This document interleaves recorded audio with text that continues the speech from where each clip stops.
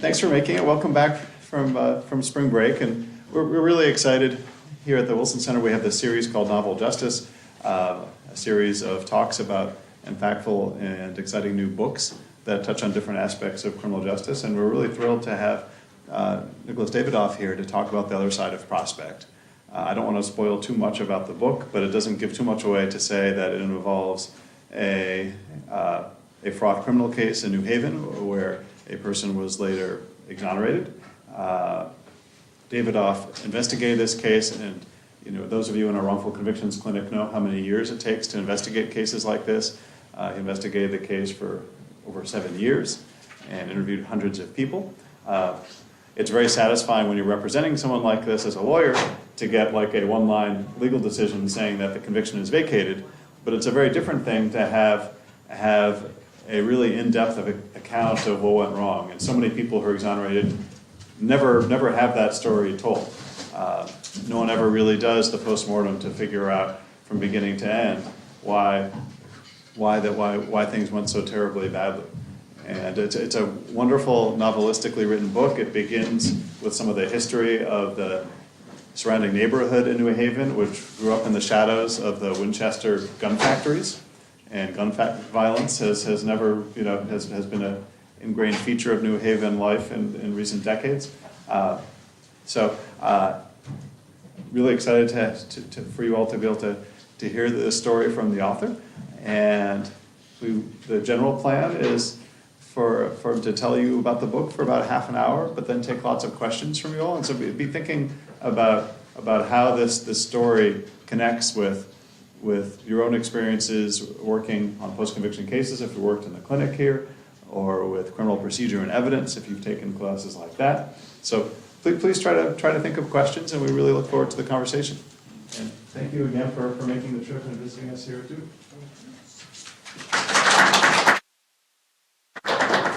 It's so nice to be here, and thank you so much for having me. And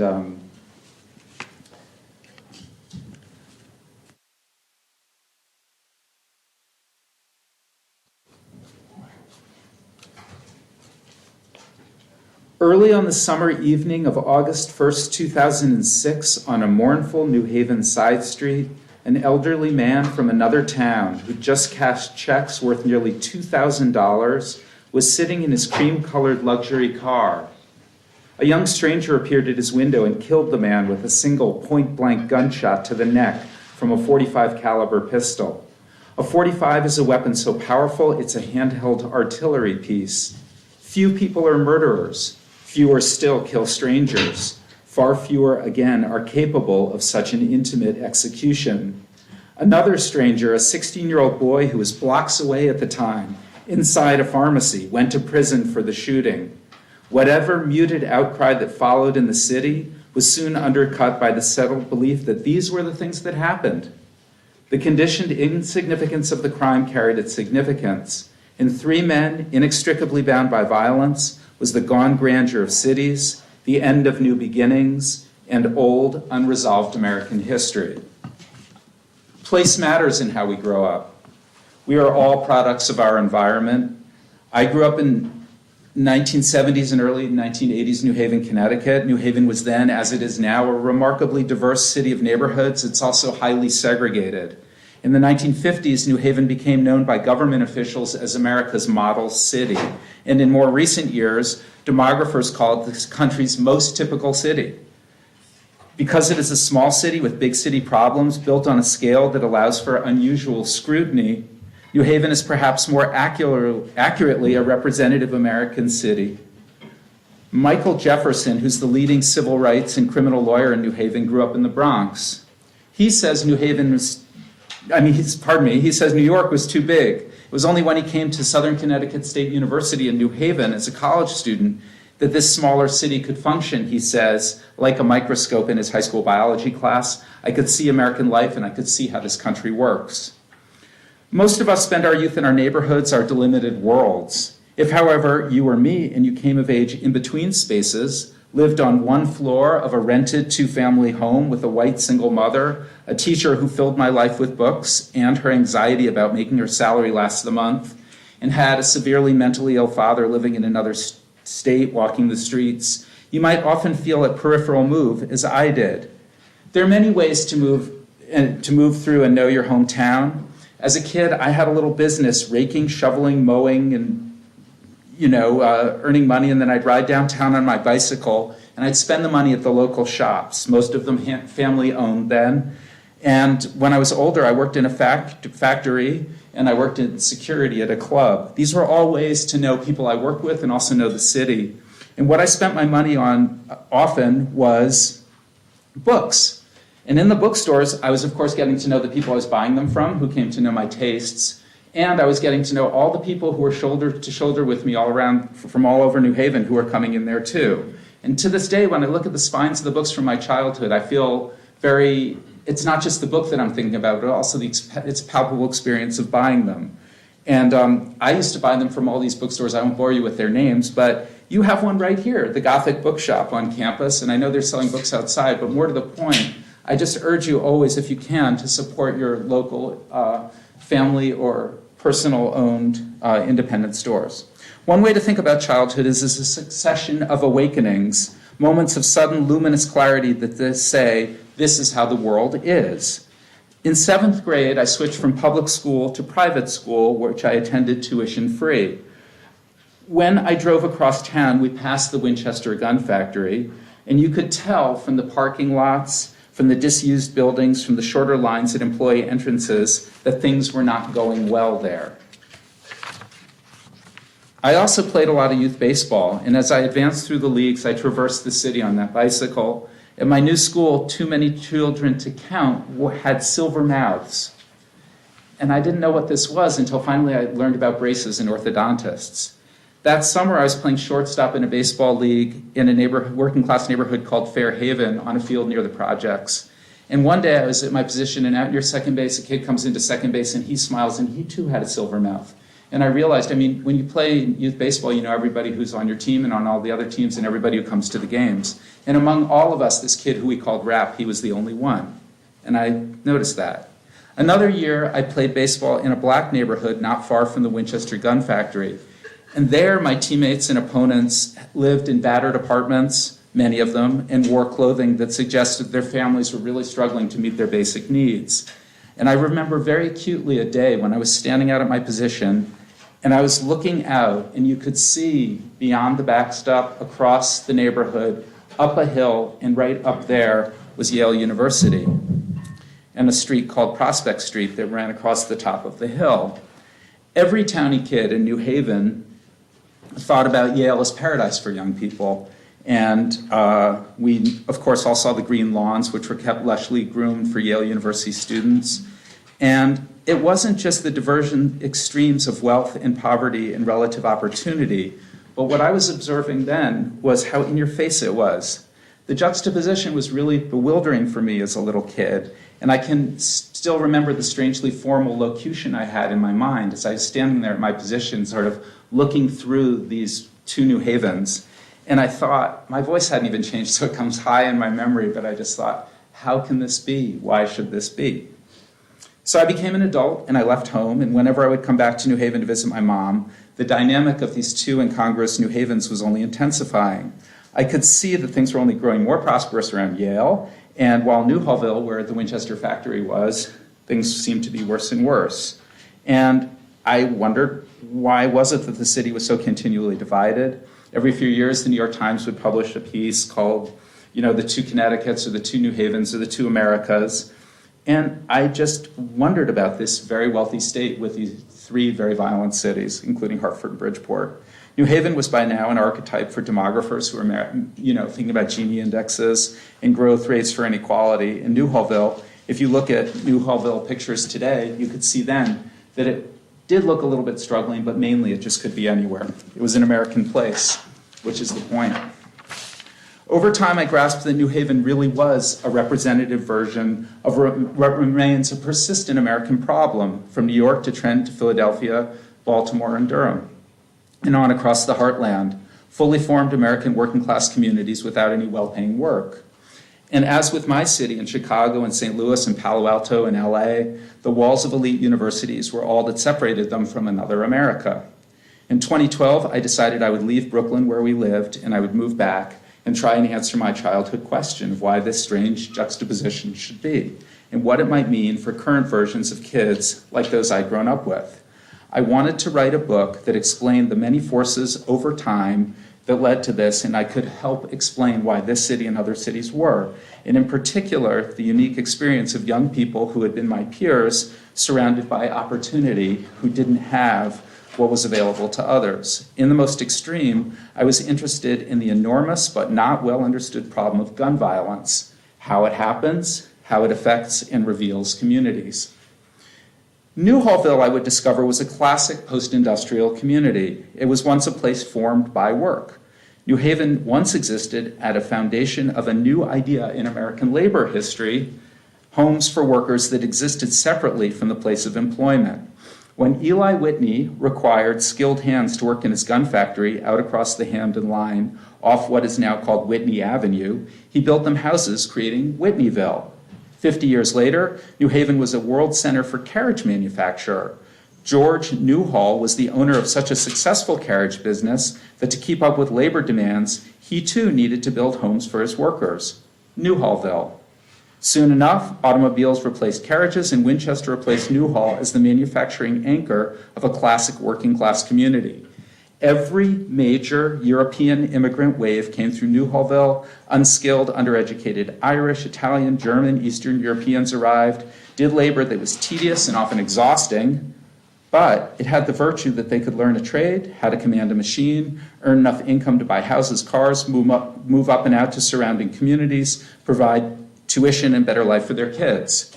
The final wave were African Americans from the South, especially South Carolina. So if you come and visit New Haven, if you drive around, you will see that there are New Haven, South Carolina license plates everywhere. And first are Connecticut, then South Carolina, and North Carolina third. So it has relevance for you. And this was when African Americans during the Great Migration came up to New Haven in the 50s and 60s, they now describe Newhallville as the most risen black neighborhood in Connecticut, and it definitely had the highest neighborhood rate of African American home ownership in the state. It was a flourishing southern neighborhood in a northern city where people in their backyards grew okra and peaches and roses. You could walk down the sidewalk and you could smell.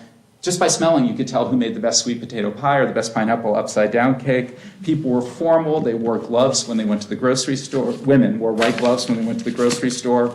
They wore church clothes when they just went out to visit a neighbor. And there remained a close connection to the South. One farmer used to drive his pickup truck overnight from North Carolina. The truck bed was loaded with greens. And when he got to New Haven, he drove around the streets of Newhallville calling, "Get your vegetables."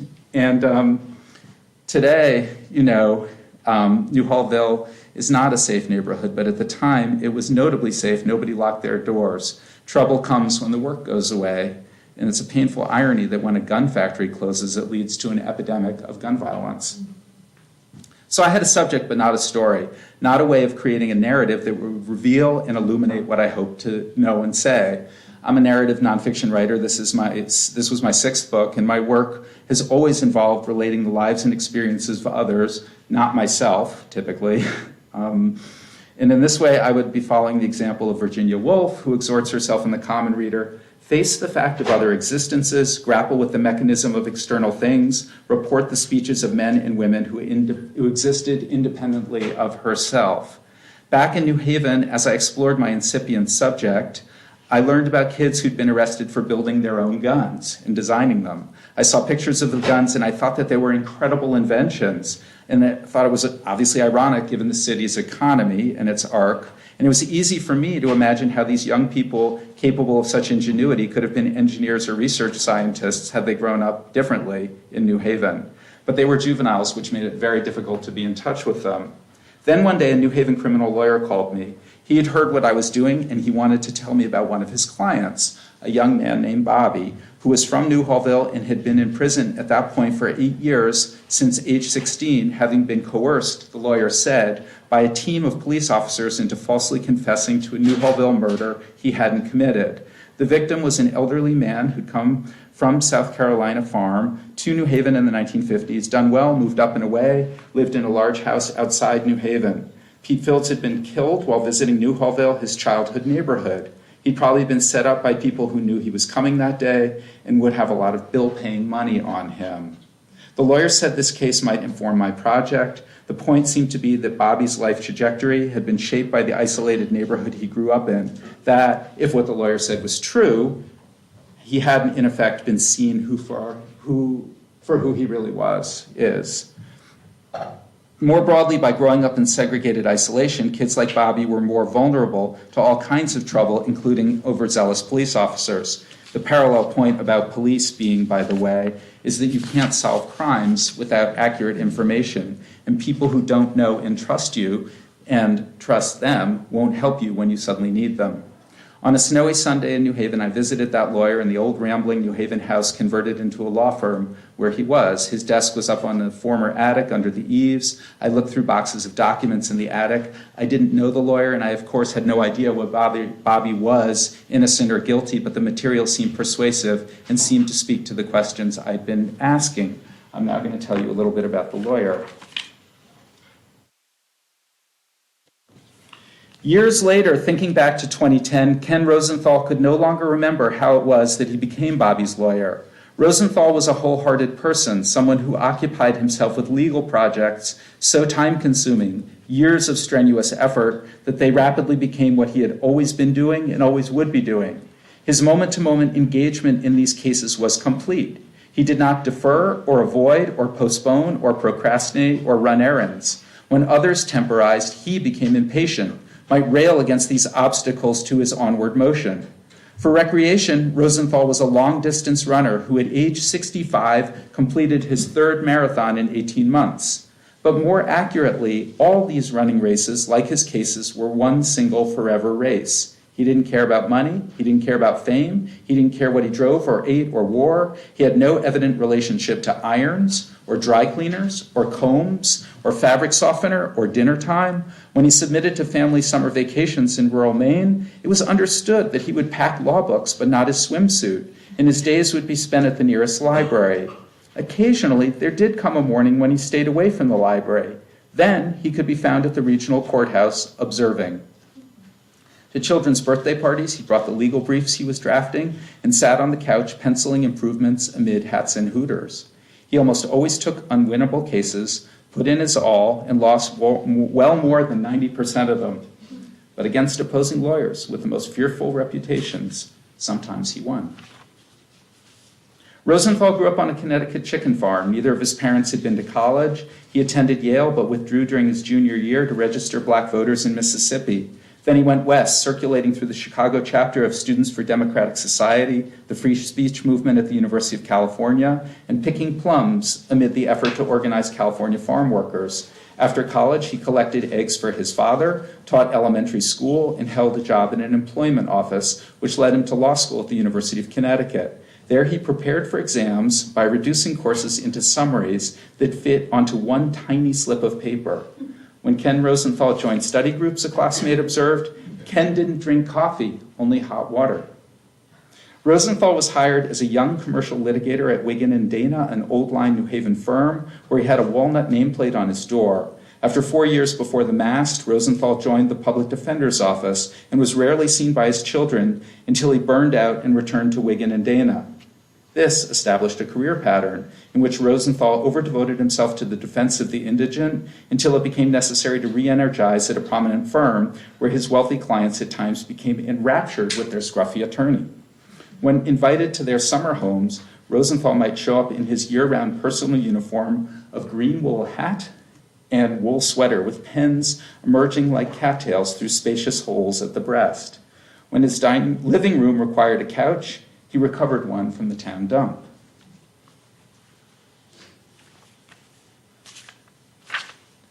When the families of New Haven public high school students who were his daughter's friends had difficulties, Rosenthal acted as their lawyer free of charge. Once his children left home, Rosenthal became of counsel for a succession of firms, which asked him to take a few cases in exchange for overhead and otherwise allowed him to remain, he said, separate, a lone legal rider. The arrangement let him follow what he considered his calling, defending poor men accused of crimes, and his life shaped to his work. Rosenthal's solitary pursuit of Bobby's case brought him occasional moments of euphoria. One was the 2012 day he discovered Convicting the Innocent, written by Brandon Garrett, a law professor at Duke Law School. Garrett's book made a detailed study of the first 250 convicted people exonerated by DNA profiling and included court transcripts from 66 court cases where police officers testified about what were later proven to be false confessions. Convicting the Innocent became Ken Rosenthal's Gideon Bible, kept on his bedside table and present with such frequency in his thoughts that when Rosenthal was speaking with somebody else, at any moment, without warning, Brandon Garrett might come bursting into the room.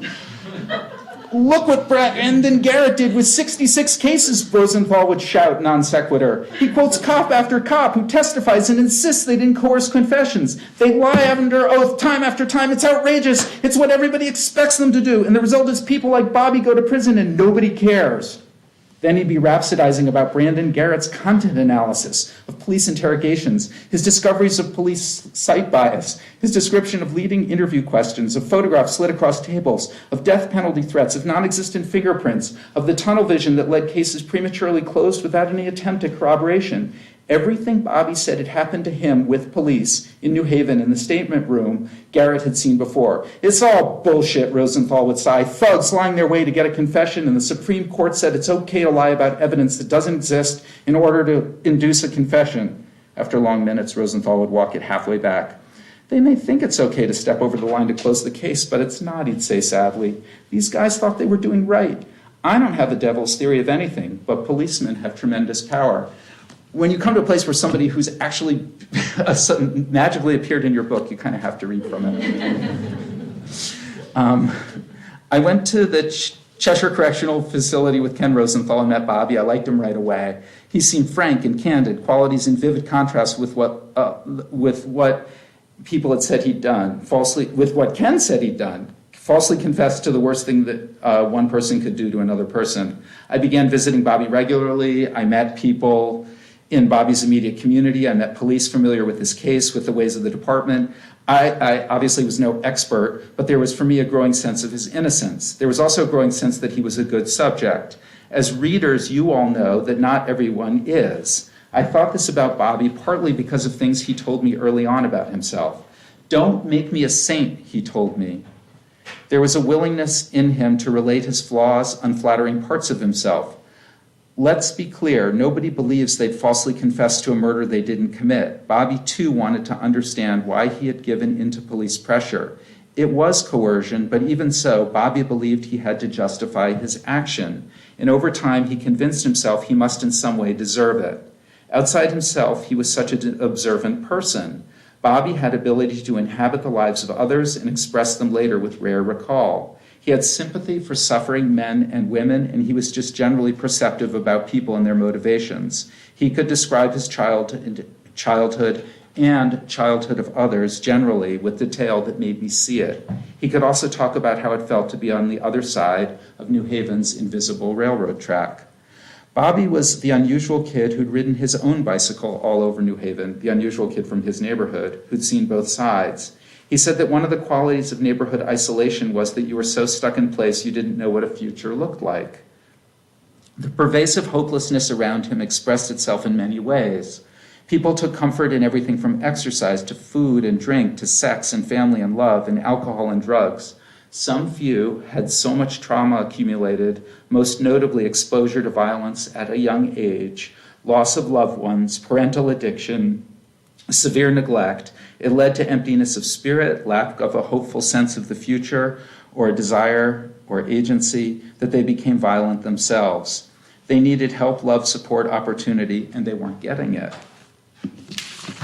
Worth noting is that living in a vulnerable place, and yet far from a section of the city where kids are growing up with futures promising and bright, was painful for kids that I knew in New Hallville.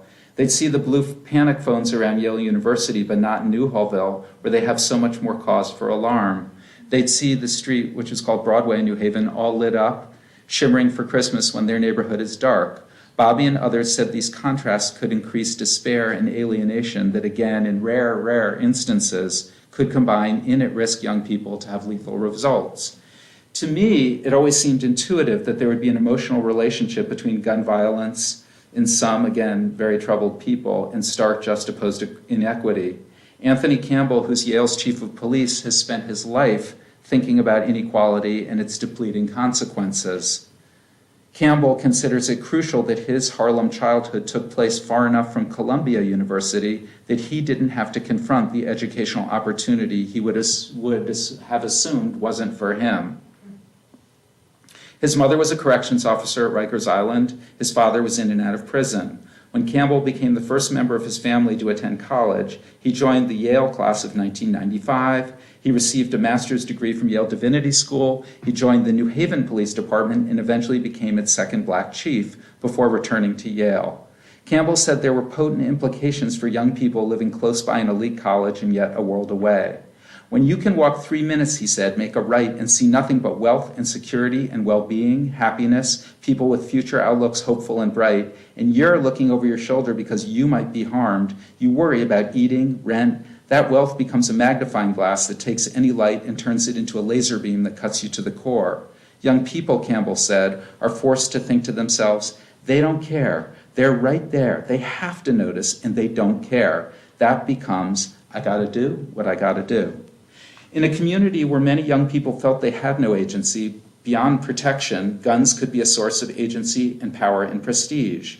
When I asked people from New Haven serving time in Connecticut prisons about an intelligent, academically gifted New Hallville teenager who'd become neighborhood famous for shooting people before being murdered himself, the explanation one young man who knew him offered was, where he came from, they glorify violence. People want recognition. It goes from carrying a gun to shooting people to killing people. There's a feeling of you don't give a fuck anymore. Shoot somebody, it's nothing.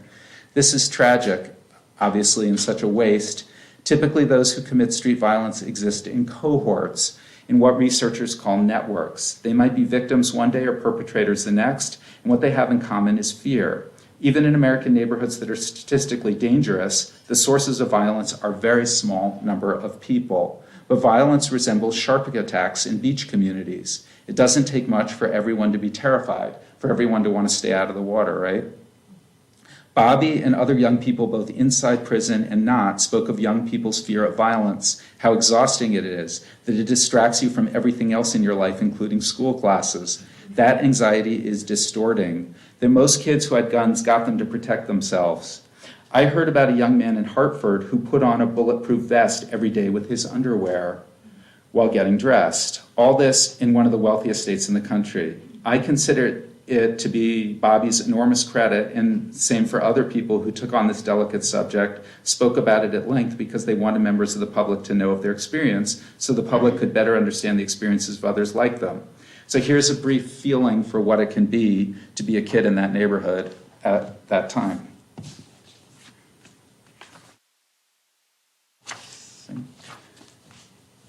So here, I need to just tell you a quick couple of things. So in New Hallville, Bobby's childhood neighborhood, at the center of the neighborhood, there's a basketball court. And if any of you know anything about street basketball in America, like the Rucker Playground in Harlem or the West 4th Street courts in New York, players come from all over the place to play in games there. And it's a really big deal. And people line up 4 or 5 or 10 deep. And it's just, you know, it's wonderful basketball. And it's a big sort of social activity for people to watch. It's if you ever, I'm sure you have some sort of analog here, and it's really exciting to go watch. In 2018, there'd been a spate of shootings in New Hallville, and so nobody was going to anything. People were staying in their houses, and Bobby, who didn't live in the neighborhood anymore, was telling me about all the people he knew who were still in the community, nobody was going there. And you just need to know that there's a guy named William Outlaw, whose nickname is June Boy, who had been in prison, in a federal prison for murder, but who had been released and had come and completely transformed his life and come back to New Haven, and he'd become sort of, if there is such a thing, an acclaimed violence interrupter. So, into this tense neighborhood moment, steps from where Bobby had lived as a child before he went to prison. On the last Sunday in July arrived the street outreach worker William June Boy Outlaw with a lawn chair, which he set down facing the court from right smack in the middle of the sidewalk along Sheldon Avenue, his own address long ago as his youthful street days were beginning. Here in the summer heat, Outlaw was resplendent, his great bodily girth set off handsomely by a crisp checked shirt, designer sunglasses, and a gold tooth.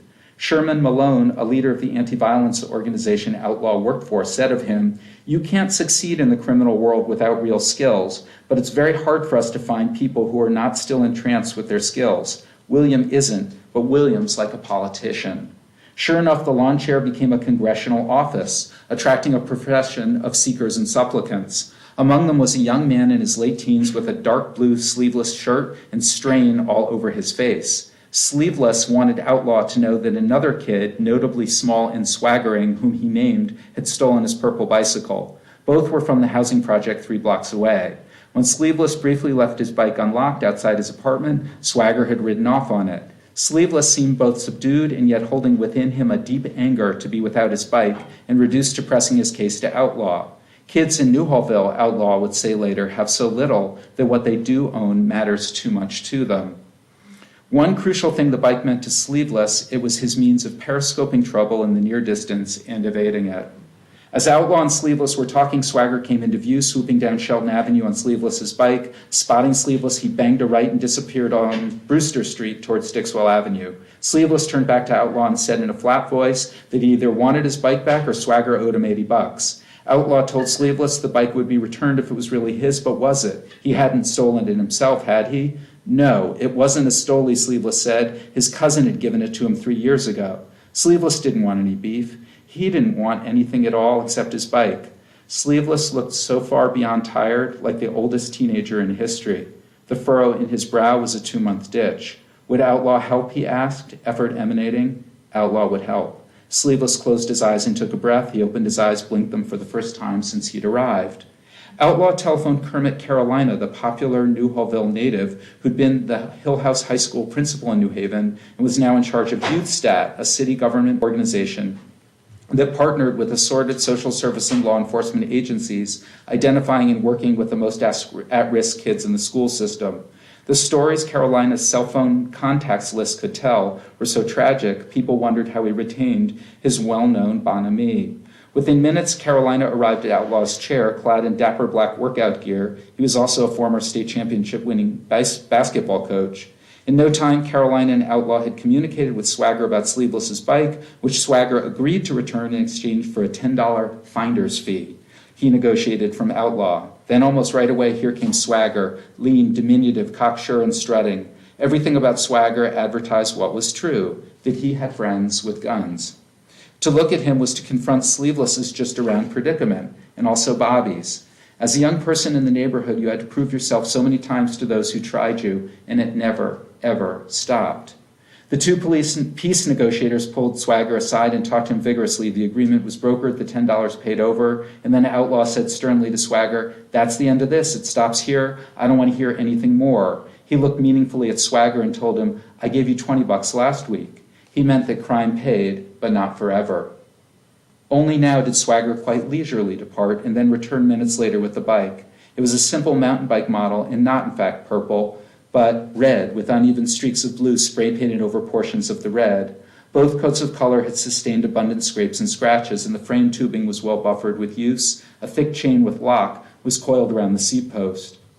Swagger walked off without looking at Sleeveless. Sleeveless had never looked at him. Once Swagger was gone, Sleeveless hopped on his bike and rode away. As he did, Outlaw and Carolina simultaneously yelled to him to use that chain from now on. Sleeveless called back that the chain wouldn't work because he couldn't unlock it from the seat post. Outlaw and Carolina agreed that the second coat of spray paint probably did mark the bike as a stole. They had pessimism about Swagger. He was close to another neighborhood kid with an Ascendant Street reputation. Everything Outlaw and Carolina knew about Swagger made them very, very worried for Sleeveless. In this time when handguns had become widely accessible to young people, an accepted way among them of settling arguments, beefs that ended in death had begun over much less. With Swagger living in his apartment complex, how was Sleeveless going to navigate his day-to-day? Neither Outlaw nor Carolina could in any way promise Sleeveless his well-being. Was he now in peril for snitching to them about his bike, or was being paid to return a bike he'd stolen a sufficient victory for Swagger that Sleeveless's possible breach of street code could be overlooked? Could Swagger have scammed with Sleeveless to pay Outlaw for some cash? Unlikely, but Outlaw and Carolina never estimated the ingenuity of teenagers. It was likewise easy for the two violence interrupters to imagine Sleeveless becoming so cornered by menace He might acquire a gun for himself and try to take out Swagger, which would solve Sleeveless's problem and also armor him with a street reputation. Sleeveless didn't seem like that kind of kid at all, but you never knew how the thermal pressure in the canister of only bad choices could transform someone into a shooter. Getting the gun would be the easy part for Sleeveless. One could be arranged at a price not much more than the value of a beat-up mountain bike. Thank you.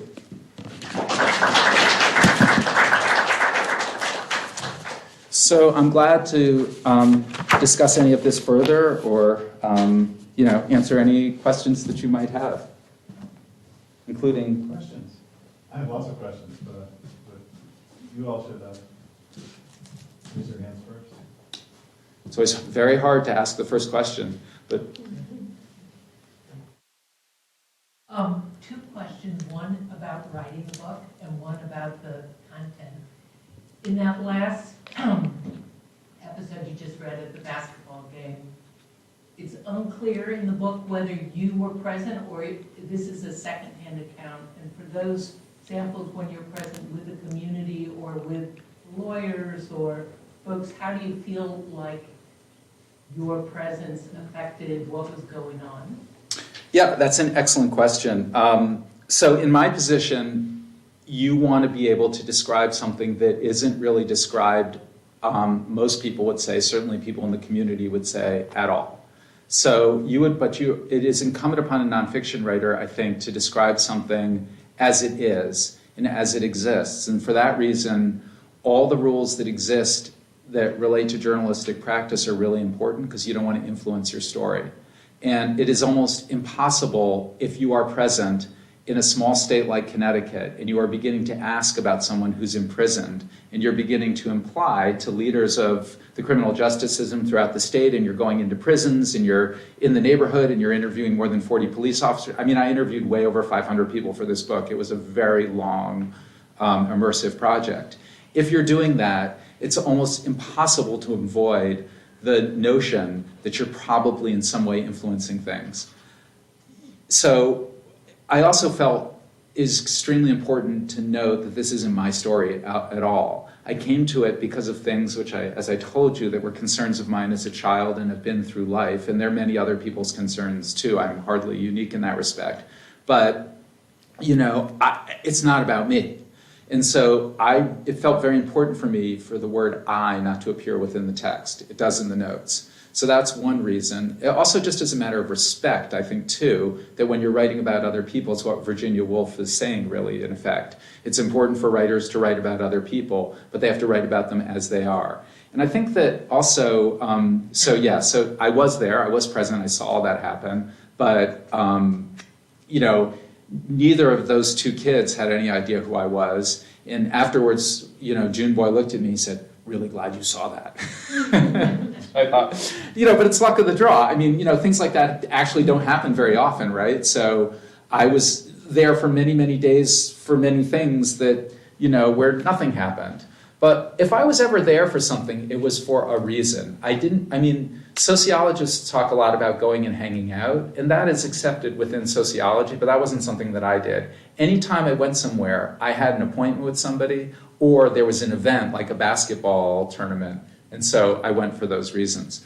I'll tell you one more thing that just seems to me a little related that I can't resist passing on just because of the question, which is,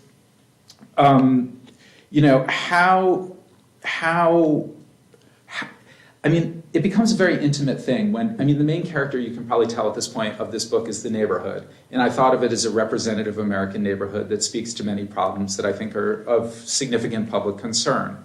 But a lot of what I did think about was practice, in other words, how I do my work. And I did that in part because I'm constantly measuring myself. I'm a white guy who's interviewing, there are many white people and there are all kinds of people in this book, but it is a mainly segregated black neighborhood. So I'm constantly checking myself. But two of the ways that I thought about it were, one, is it just seems implicit to me, and I think this is really true for doctors and for teachers and for lawyers and particularly for police officers, where I most thought about it, and also for writers or for journalists, which is the number one thing you need to do is you need to listen. And if you don't know the community that you are either treating or representing or teaching or writing about, Or, particular in this book, being a police officer, there will come a time when you won't be able to do your work properly because people you are working with need to trust you. And so my practice when I was writing this book, and it's always true, are two things. One thing is I would tell people a version of what I told you at the beginning of the talk about myself. And then I would ask people, anything they wanted to know about me, I would tell them because it seemed like that it should be reciprocal.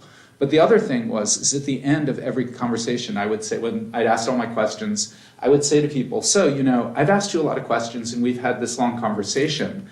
And what I need to know, many of the problems I'm writing about persist because people don't give a shit. They just don't care. There's indifference within the city or they don't know, right? But for whatever reason, these are solvable problems that have existed for a long time.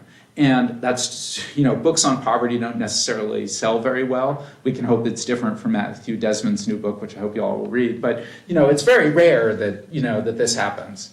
Okay? And so I said, you need to tell me, is there anything that I've said, either in tone or fact, where you think I'm inaccurate? Is there any way where you think I'm going wrong? I just asked people to, I checked myself with people, I asked them to critique me. And I think just generally in life, that's not a bad way to go, but I thought it was crucial for me. So I'm sorry that's such a long answer to your question, but thank you.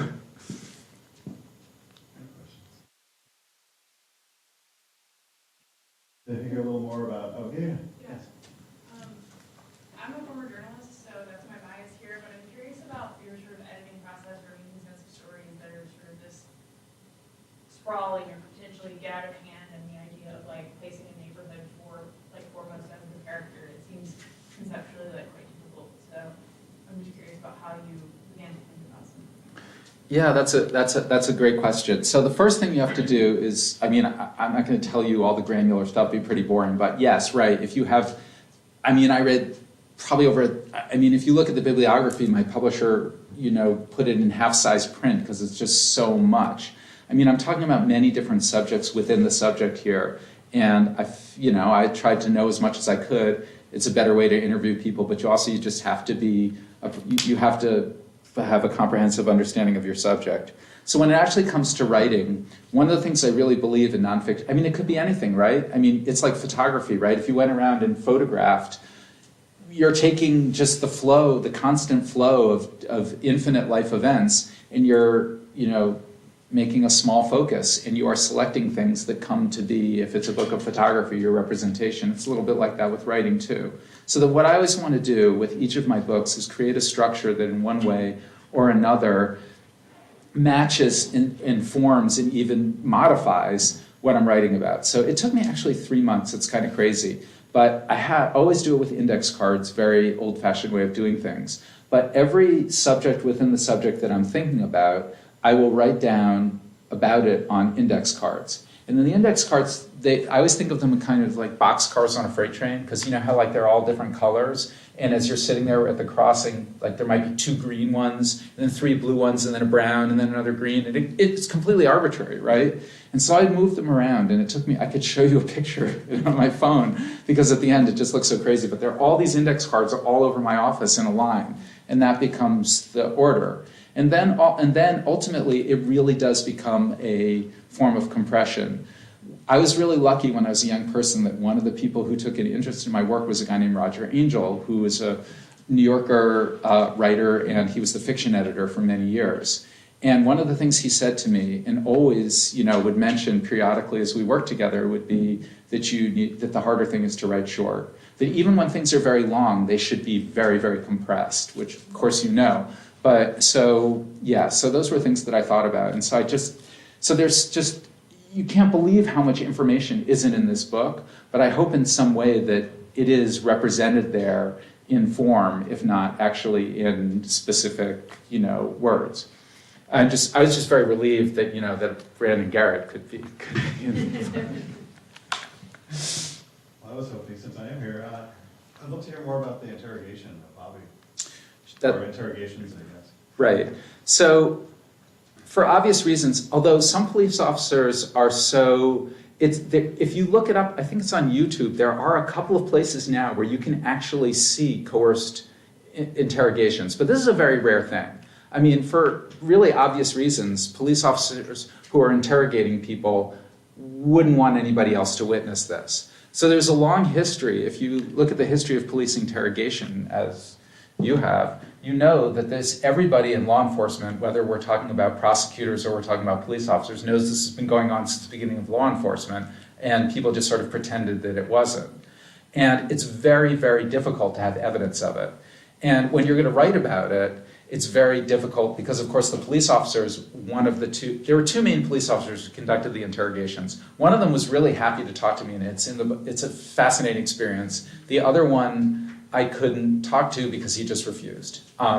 And so what I knew of him, I just interviewed as many people as I could who'd either worked with him or knew him. And also there's a lot just in public record from depositions and things like that, where I could, sort of get a sense of what he had to say about this when he was required to appear and respond to questions. But so I talked with Bobby over and over, as many people did, and I talked to his alleged co-conspirator, Kwame, and everything that they said to me, Bobby over and over, and that they said to, both police officers subsequently and also to lawyers and to prosecutors, it was remarkably consistent. And I'm not saying it's a perfect system, but there are certain kinds of specificity of detail that if someone tells a story at length, that narrative is very difficult to maintain at length, I think you might agree, if there are many, many details and they're consistent. And Bobby was remarkably consistent over many years about what happened. And then the other thing I could do is I could listen to the tapes. They recorded 2 of the 3 interviews with him. The first one wasn't recorded, but I could listen to the tapes. And a really sort of upsetting day was the day Bobby and I listened to them together. But he took me through them, and so I had a deeper sense of what happened. And then something which I just mentioned is that I found, the Library of America published a long, not known about manuscript by Richard Wright of a short book called The Man Who Lived Underground. Some of you probably have read Richard Wright. He's very, very famous for writing books like Black Boy, which is the story of his own personal migration from Mississippi to Chicago, and then other novels in a wonderful nonfiction book called 12 Million Black Voices, and Native Son, which is the account of someone who comes to an impoverished neighborhood and becomes violent. And it's a very famous book, and I would also tell you it's a book that's very popular in Connecticut prisons as people try and understand their own experiences. But Richard Wright's recently discovered book, is called The Man Who Lived Underground.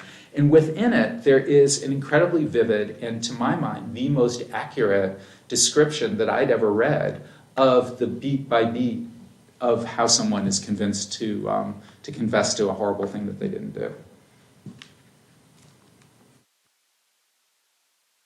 The police officer who was happy to talk to you, what was that experience like? Was he forthcoming with the interrogation and details of that, or was he proud? It was a fascinating experience. I just couldn't believe it. So this is a police officer. He is an African-American police officer. He had grown up partially in this neighborhood himself. And in our time, policing is talked about as sort of this monolithic force. But that's not, if you talk to people who are experts on policing, like for example, Tracy Mears at Yale or Andy Papachristis at Northwestern Law School, or people who really study these things, one of the things which then I too came to experience is that policing, sure, there are some things that are consistent about how policing works in this country, but really it is a hierarchical profession which is very leadership dependent. So depending who is running that police department, different kinds of behaviors are accepted. And when this murder happened, very few people didn't talk to me, by the way, when I read this. Almost everybody was willing to talk to me. But one of the other people who wasn't was the police chief from this time.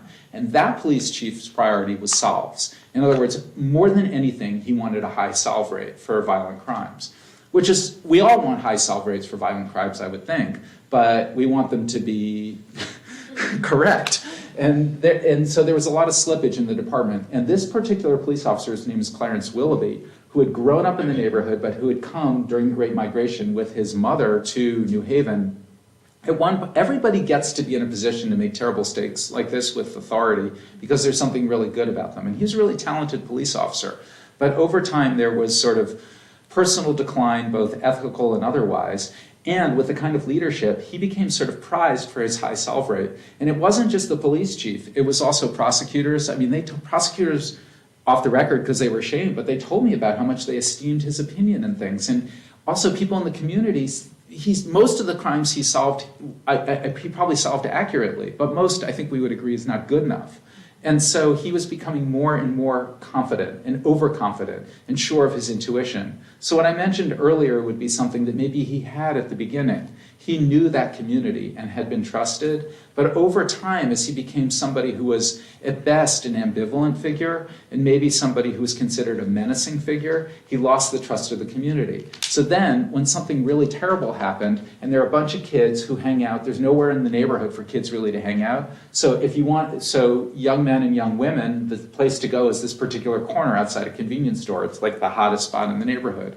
But everybody hangs out there, and he had no way of telling who was a really upstanding, decent kid like Bobby, and who was right over there, who was somebody who was actually on a crazed shooting spree and was really a lethal danger to people in the community. So when you have a police officer who doesn't know his community, but thinks he does, that's probably the worst thing you can ask for.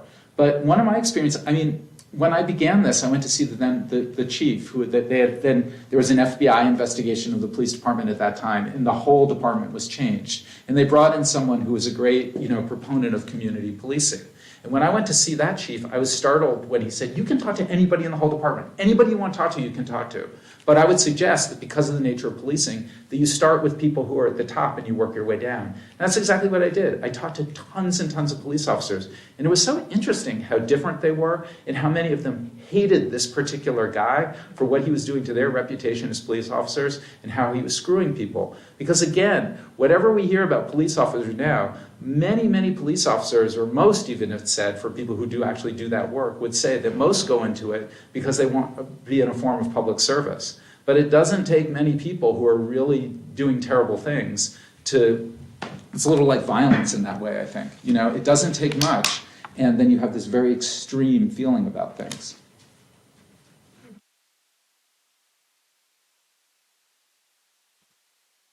You mentioned a few minutes ago that these are solvable problems that are often left unsolved because of apathy or ignorance to them.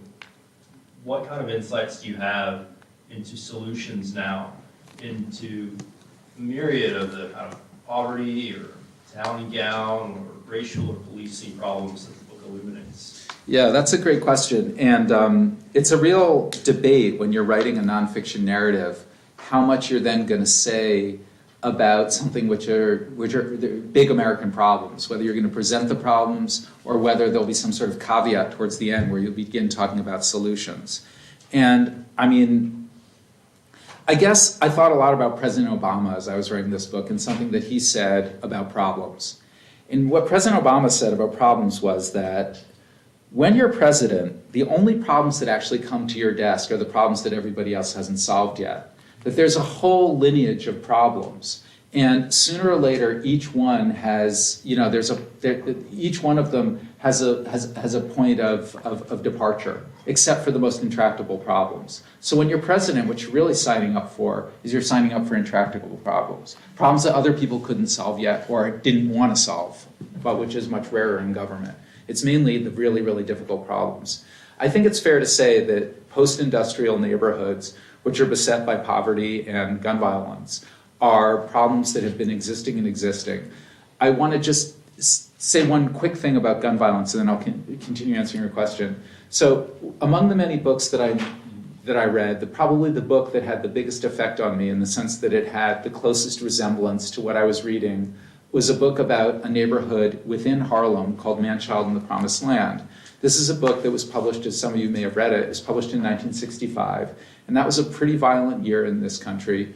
Malcolm X was assassinated that year. That was the year of Selma protests. That was the year of Watts riots. Vietnam War is on people's televisions at that point. There are many, many other things that are going on. But it was a year when two truly remarkable books, which had a lot to say from a personal perspective about these problems, were published. In January, in August, posthumously, the autobiography of Malcolm X was published. I don't know too many people who don't think that is a great, great book. And it's a great book of autobiography. But if you make the distinction between autobiography and personal history, in January, a huge bestseller from the time, which was a great favorite of James Baldwin's and Tom Wolfe's and lots of other people, a book called Man, Child, and the Promised Land. And that's the great migration street level book. And it is called a novel, but it's really, in effect, his personal history. And it's about families that come from, in his case, South Carolina, North Carolina, come to New York City, and the absolute despair of confronting a place that is supposed to be the promised land and finding lack of opportunity, segregation, poverty, and then how young people get involved in crime. And so this book has, to me anyway, more than anything I read, more relevance to as I read it, I just kept underlining things, because everything young people were telling me, and people in prisons who were not as young anymore but had been young in Bobby's time were telling me, it was as though it had just been lifted from this book and placed into the present.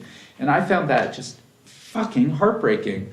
And that this book should still, all these years later, be this relevant, that he should, it's both its victory and its tremendous tragedy that it's so prescient. And so these are very difficult problems. But I just feel in this one of the things I thought a lot about in New Haven at the time was COVID, and how just COVID was a big problem that involved lots and lots of people, and just how quickly that many people came to the fore with that problem, and the amount of ingenuity and brilliance and intelligence that went to solving it.